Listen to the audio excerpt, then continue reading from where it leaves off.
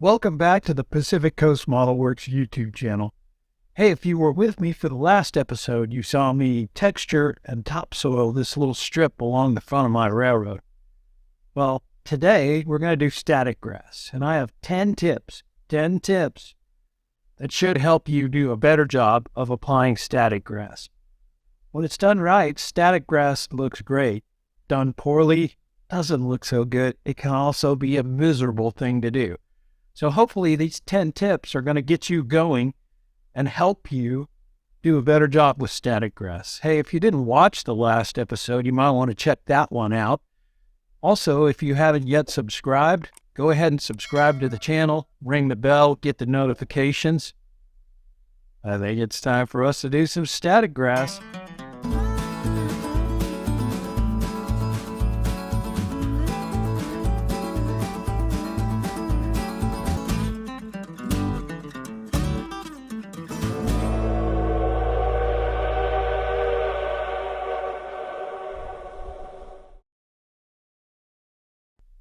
So several years ago, one of our favorite online model railroaders did an episode where he showed us how to build a static grass applicator out of an economy fly swatter, which I did and which I attempted to use for several months. And I struggled with different kinds of gluing arrangements, different kinds of grasses.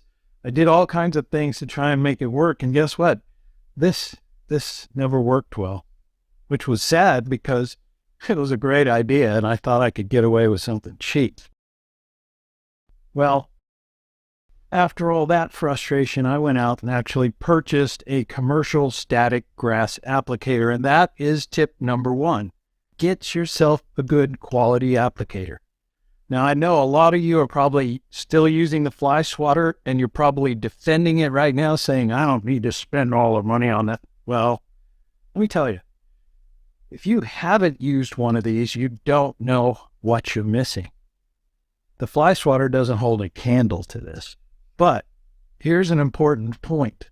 You need to buy the power supply along with the applicator. This will run on a 9-volt battery, but it won't do very well. So tip number 1, this is controversial. Get yourself a good quality applicator. Even the commercial applicators can use a little help. I wish I could remember where I heard this, but putting some metal bits in the hopper helps to transfer the static charge to the business end of the applicator. I've been using these conduit straps because they were handy, though nuts or washers would work just as well. I use a pin for the grounding electrode. These long push pins are sold for stained glass work, but I've found them to be very useful for many model railroad projects. The glue used to apply the grass needs to be of the proper consistency. If the mixture is too thin, it just soaks into the ground cover. If applied at full strength, many of the fibers will simply bounce off the surface tension. Your glue should dampen the surface and be slightly opaque but not blobby. I use matte Mod Podge mixed 2-to-1 with water to create a grass glue. It's about the consistency of vitamin D, that is, whole milk. Work small areas at a time so the glue does not set up on you as you apply the grass. I apply glue in random patches using a syringe and allowing the glue to spread where it wants to. I'm often told that you need to get the electrode as close as you can to the area where the grass is being applied. Using the pin, I've found that as long as it's within about 6 inches, the application goes well with the commercial applicator. You can test and see what works right for you. When applying the grass, shake it liberally over the area to be covered. Overkill is warranted here. I like to apply the grass in patches, but I like the patches to be thick. Don't worry about waste because we will recycle what doesn't get glued down.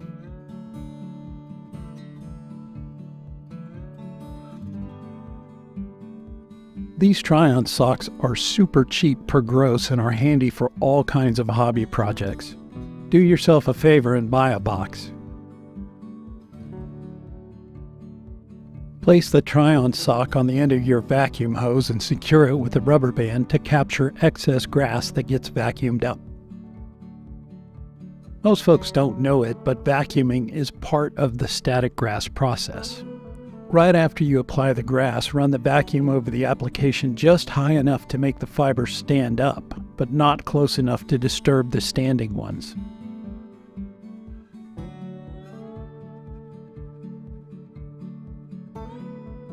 Captured grass is returned to the hopper for further application or back into the bag when you're done.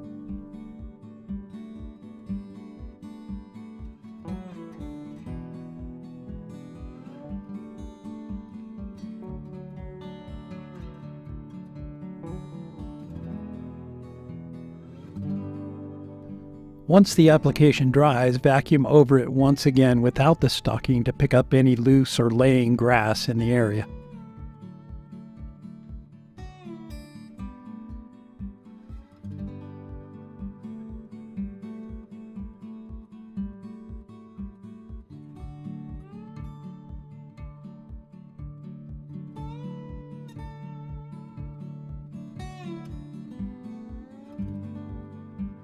One of the most important ways to increase the realism of your static grass application is to use a variety of grasses.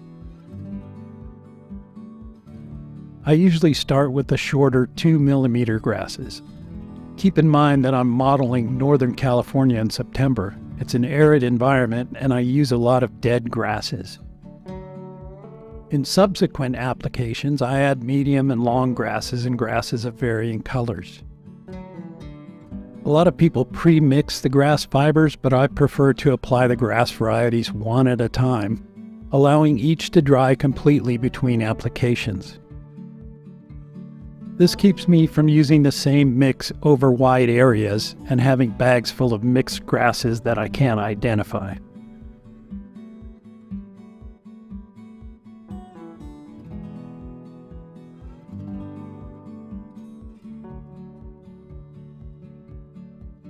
Here's a simple but important tip.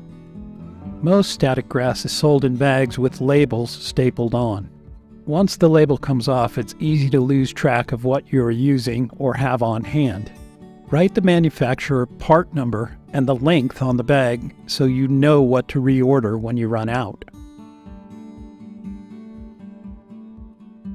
Probably the most important tip is to allow the glue to dry between applications. Your results will be far better if you don't allow yourself to grow impatient.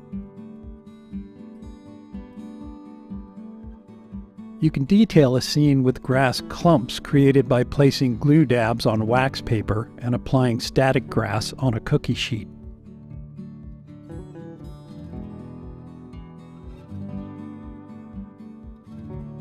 These are great for applying to areas where you need fine control of the grass, like around the foundations of buildings.